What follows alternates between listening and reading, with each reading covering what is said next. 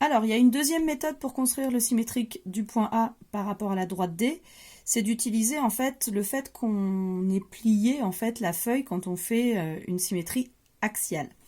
Donc en fait, j'ai fait une petite figure ici qui dit qu'en fait, j'ai ma droite D, j'ai mon point A, et qu'en fait, si je place deux points B et C ici sur ma droite D, eh bien, je sais très bien par pliage, comme ce côté-là va se rabattre sur l'autre côté, on sait très bien que cette longueur BA, elle doit être égale à la longueur BA', et que la longueur CA doit elle aussi être égale à la longueur CA'.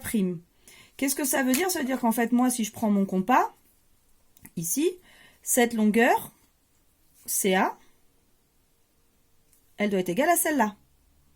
Et que la longueur BA ici doit être égale à la longueur BA'. Qu'est-ce que je vais faire pour cela? Donc, je vais faire deux cercles. Et ces deux cercles, en gros, le cercle de centre C qui passe par A, ça fera un cercle comme ça. Et un autre cercle qui sera lui de centre B et qui passera aussi par A. Et ces deux cercles vont se croiser justement où? Ben, en A, puisque c'est ça qu'on a voulu faire. Et en A'. Et justement, ça va créer notre point A'. Donc c'est parti, on prend la construction. On a dit, il faut qu'on place deux points sur la droite D, n'importe où sur la droite D. Alors je te montre, je vais les mettre l'un près, l'autre loin de A. Ensuite, qu'est-ce qu'on fait? On trace donc le cercle de centre C passant par A.